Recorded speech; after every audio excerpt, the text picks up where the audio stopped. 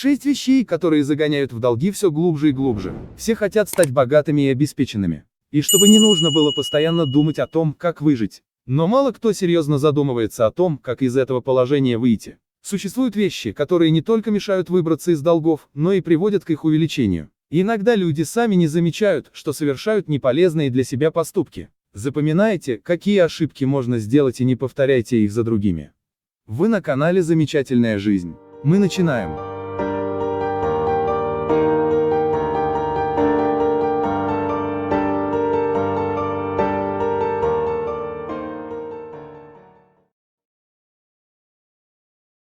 Итак, первая ошибка, которую совершают, это не планировать бюджет, когда мало денег. Очень многим людям кажется, что спланировать свои расходы очень тяжело, и с этим сложно не согласиться. Невозможно отрицать, что в жизни любого человека есть постоянные регулярные расходы, от которых просто невозможно отказаться. Но ошибка как раз и кроется в том, что люди эти расходы четко не планируют. Именно четко. В такой ситуации может показаться, что в учете расходов и доходов нет смысла. Денег мало, все на виду, нужно действовать по ситуации, так обычно считают. Но это неправильное решение. Поверьте, ситуация будет меняться на глазах. Всем понятно, что необходимо будет потратить определенную сумму на определенные вещи, и здесь кроется масса подводных камней. Нужно строго определить или даже лучше составить список с указанием цифр. Цифры все-таки внесут в ваши действия дисциплину, и это поможет вовремя сдержать себя в руках и ограничиться от лишних трат. Если тратить на эмоциях, то можно спустить последние или даже влезть в долги. И заметьте, это не список доходов и расходов. Это список предстоящих трат с указанием цифр. К слову сказать, список расходов и доходов тоже не помешает. Второе. Брать кредит на погашение старых долгов. Мы уже рассказывали про кредитное рабство. Посмотрите обязательно, очень познавательное видео о ситуации в нашем обществе.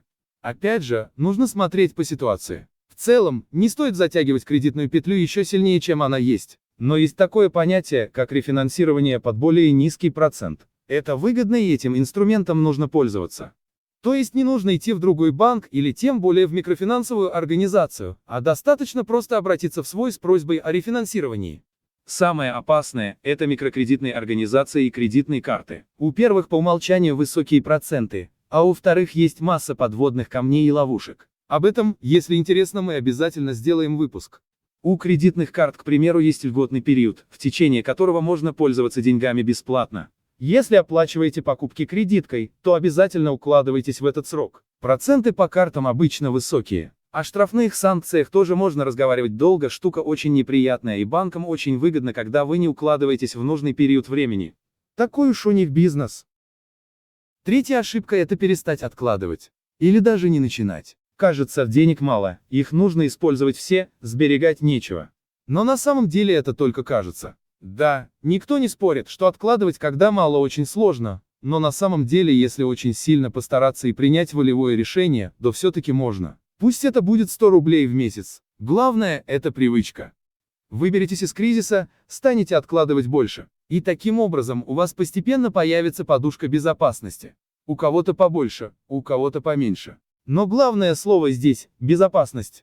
Черная полоса закончится рано или поздно. А сбережения останутся, если вы их делали. А если уж вы их инвестировали?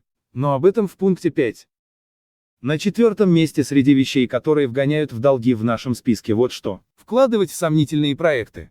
Да иногда кажется, что вот она, звезда пленительного счастья и шанс вырваться из проклятой долговой кабалы. Но всегда нужно внимательно изучать ситуацию и точно все рассчитывать. Не будет лишним напомнить, что в подобных ситуациях эмоции должны полностью отключаться. Включаться должна логика. Всегда хватает тех, кто обещает много денег быстро. Хочется поверить. Но чудес не бывает. Чтобы зарабатывать без рисков, нужно либо очень много трудиться, либо ждать, когда деньги сделают сами себя. И опять же приходят на ум мудрые слова: чем больше доход, тем больше рисков. Обо всем этом всегда нужно помнить и трезво оценивать ситуацию. А если рисков на горизонте не видно, то нужно постараться их поискать, просто потому, что мы уже сказали, что чудес не бывает, и финансы – это глубокое темное море, полное кровожадных хищников. Люди, которые зарабатывают деньги, не смотрят на какие-то неважные для них вещи, они не отвлекаются. Человек пришел на работу за деньгами, и он их получает. А судьбы чужие, к сожалению, мало кого волнуют. Ну а раз некому волноваться за вас, то уж, пожалуйста, побеспокойтесь о себе сами. Медленно, но верно мы подошли к 5-му пункту нашего списка. Не инвестировать. Деньги обесцениваются, даже если лежат на депозите. Их съедает инфляция. Если у вас есть сбережения на долгий срок, то лучше их пока вложить во что-то, приносящее доход. Хотя бы в ценные бумаги. На первый взгляд может показаться, и многие скажут, что инвестициями занимаются только очень богатые люди, различные инвестиционные фонды и профессиональные брокеры. Но нет. На самом деле инвестированием может заниматься практически каждый. В наше время стало доступным стать сособственником какой-нибудь организации. Например, Сбера или ВТБ, тут дело исключительно в вашем выборе. Опять же, у многих могут появиться возражения, что для того, чтобы инвестировать, необходимо много и долго учиться. На самом деле это не так. Для того, чтобы купить себе кусочек какой-нибудь компании, я повторюсь, что неважно, Газпром это, Лукойл или что-то еще, достаточно просто открыть брокерский счет, пополнить его небольшой суммой, для начала, и просто купить эти самые акции. Далее очень просто, эти акции будут со временем дорожать. Вы периодически будете получать дивиденды, и постепенно со временем ваш инвестиционный портфель будет расти. Вы сами не заметите, как это быстро произойдет. На 6-м месте в нашем списке большая-пребольшая ошибка. И ошибка эта – не учиться финансовой грамотности. Как ни крути, но это очень нужный, полезный и занимательный навык. Можно, конечно, жить по заветам родителей, бабушек и дедушек, но их никто финансовой грамотности не учил. Поэтому нужно читать книги по финансам, изучать опыт людей, которые добились успеха, разбирать типичные ошибки. Мы сейчас не говорим о том, что нужно перелопачивать горы литературы и круглосуточно сидеть в библиотеке.